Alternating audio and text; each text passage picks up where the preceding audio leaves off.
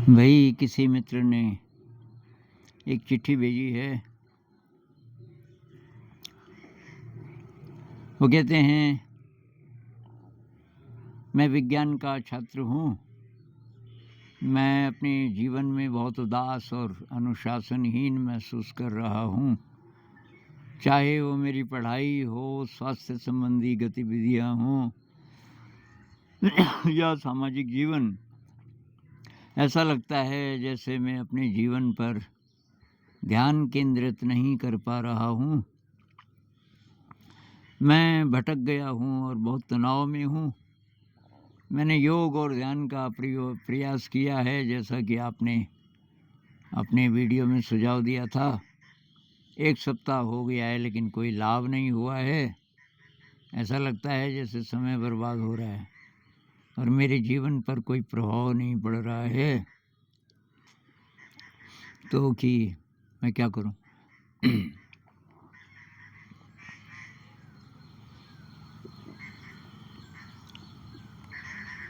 तो भाई पहली बात, जितने भी लोग ये पढ़ाई लिखाई कर रहे हैं, खासकर कम्पिटिटिव एग्ज़ाम की तैयारी कर रहे हैं या कॉलेज में पढ़ रहे हैं, एक बहुत बड़ी समस्या की जड़ है कि आपको उसमें रुचि ही नहीं है पढ़ाई में।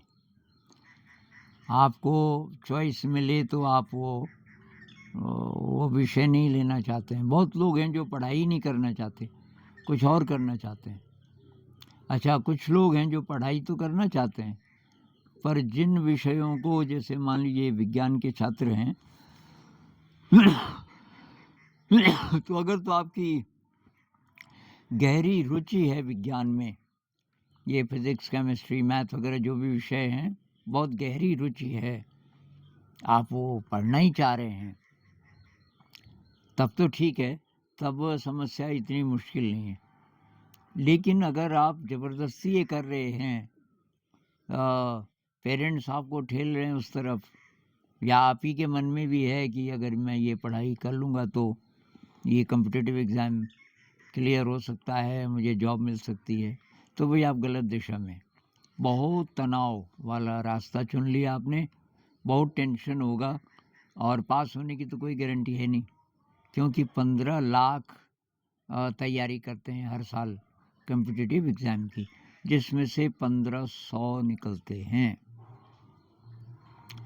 तो अब आप अति ब्रिलियंट भी हों तब भी गारंटी नहीं है।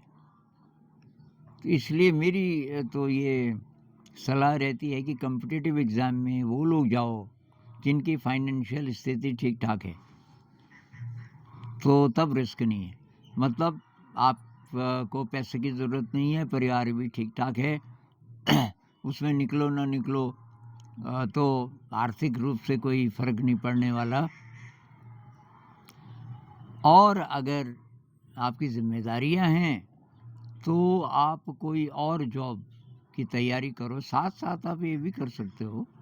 कॉम्पिटिटिव एग्ज़ाम इस आशा से नहीं कि पास हो जाओगे, पर चलो ट्राई कर लेते हैं, कम से कम ज्ञान तो होगा। तो अगर ये आपकी अप्रोच रहेगी कि भाई ज्ञान के लिए मैं पढ़ लेता हूँ और पास हो जाएंगे तो ठीक, और नहीं भी पास हुए तो कोई बात नहीं, क्योंकि उस पर मेरी डिपेंडेंसी तो है नहीं, कोई आर्थिक निर्भरता नहीं है।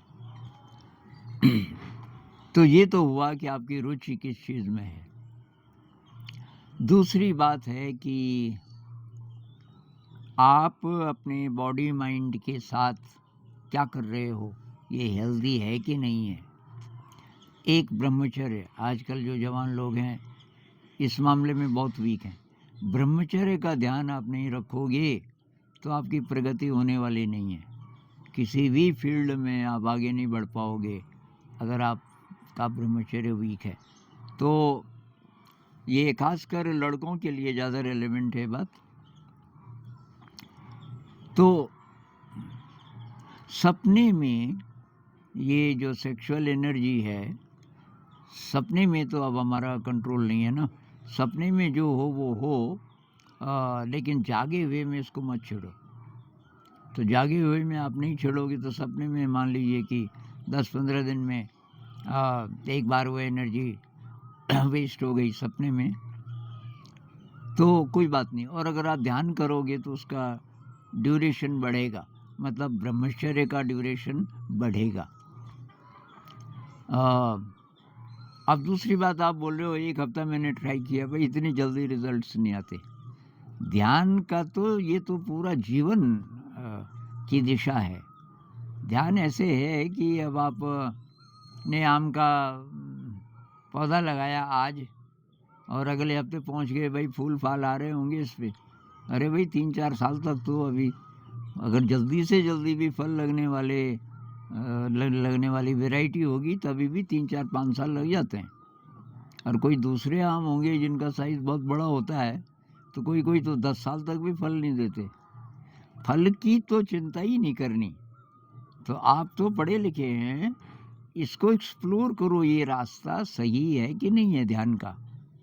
ध्यान से क्या होता है हमारे बॉडी माइंड में, अगर आप कन्विंस्ड हो गए अपनी रिसर्च करके कि भाई ये तो बहुत अच्छा रास्ता है, तो तब रिजल्ट आए ना आए आप इस रास्ते को छोड़ोगे नहीं, क्योंकि आपको पता चल गया यही रास्ता है। चाहे कितना लंबा हो, चाहे कई साल तक भी रिजल्ट ना आए, पर आपको पता है यही रास्ता है।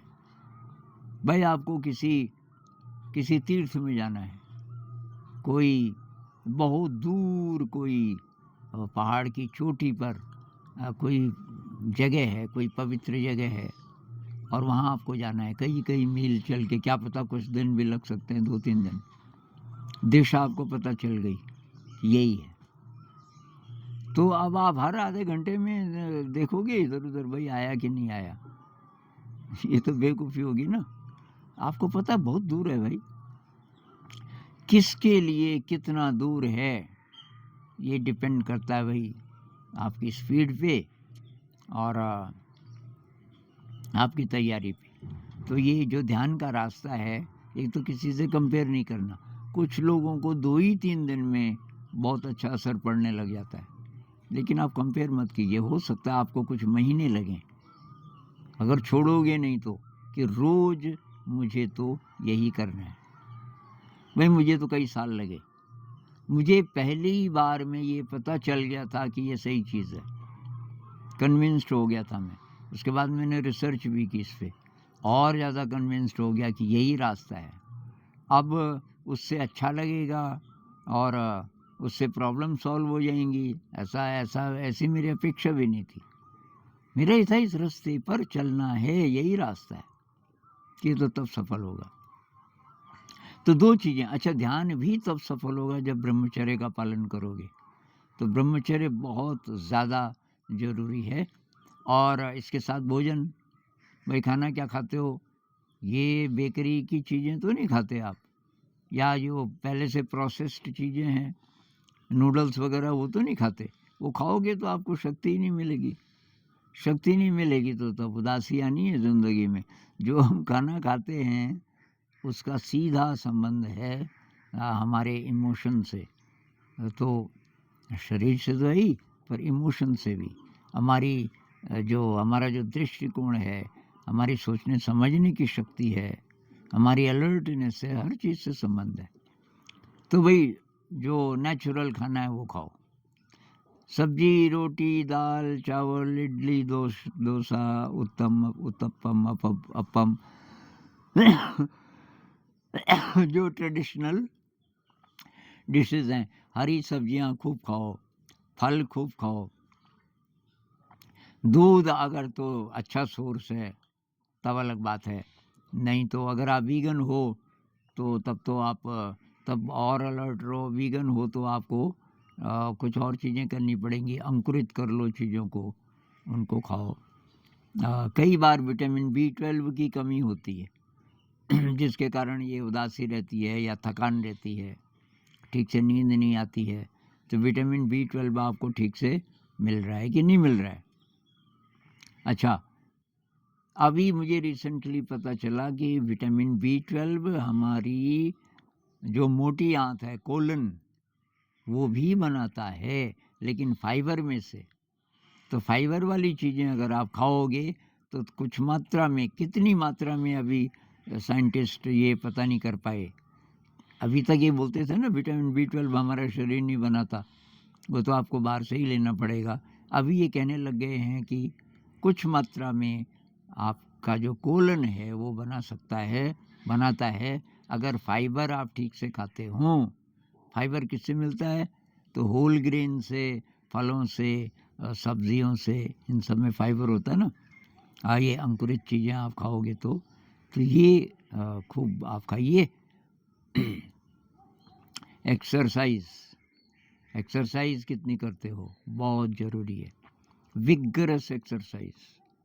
तो वो साइकिलिंग कर लो, थोड़ा दौड़ के आ जाओ, नहीं तो क्लासिकल म्यूज़िक के साथ डांस करो। अगर बाहर नहीं जाना आपको तो अपना कमरा बंद कर लो, अगर कोई आसपास ऐसा है कि कोई डिस्टर्ब न कर दे, परिवार के साथ हैं अगर आप, कुंडी बंद करके कोई म्यूज़िक लगा दो, इंस्ट्रूमेंटल क्लासिकल म्यूज़िक, उसके साथ डांस करो कम से कम 10 मिनट।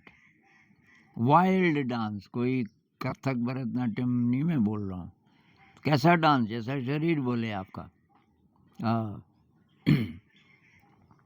तो खूब विगरस, तो उससे क्या होगा, वो आपके इमोशन के लिए भी अच्छा है, आपके शरीर के लिए भी अच्छा है, और उसमें कई प्रकार की एक्सरसाइजेस आ जाती हैं।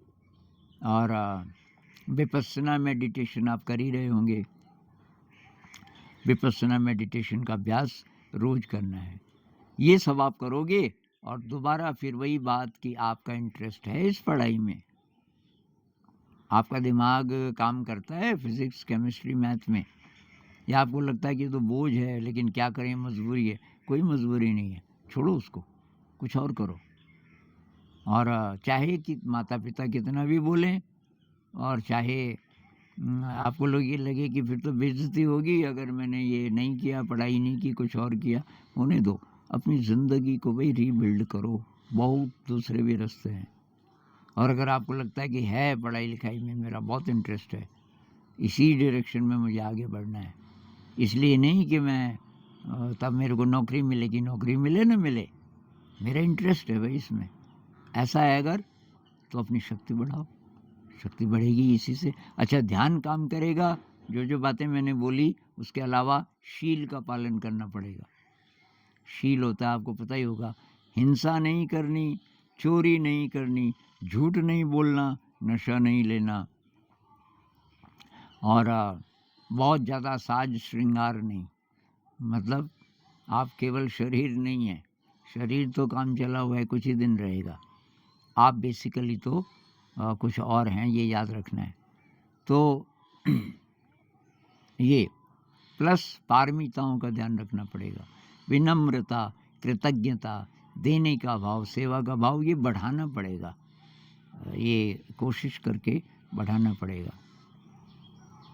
ये सब आप करोगे, और फिर ये मत बोलना कि गुरुजी मैंने किया 1 हफ्ता, कुछ नहीं हुआ। ये आप लगातार करो 3 महीना, उसके बाद मुझे आप बताना फ़र्क पड़ा कि नहीं पड़ा।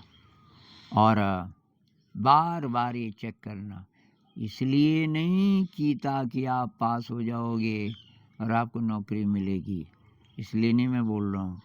मैं इसलिए बोल रहा हूँ कि इंटरेस्ट है तो पढ़ाई करो, इंटरेस्ट अगर नहीं है तो इसको पहले छोड़ो, आप छोड़ो, और तब भी वो चीज़ें तो करो जो मैं बोल रहा हूँ, किसी भी दिशा में जाओ वो सब काम आएगा। नमस्कार।